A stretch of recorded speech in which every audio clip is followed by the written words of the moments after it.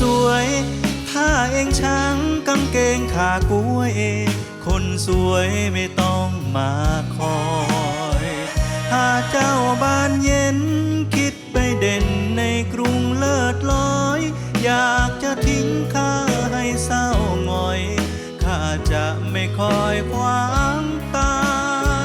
ข้ามันลูกทุ่งข้านอนมุ้งสีหู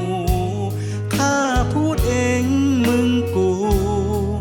ฟังดูก็ตรงหนักหนาข้าชอบไทยเดิมข้าส่งข้าเสริมคำพูดบ้านข้าข้าแต่งกับเอง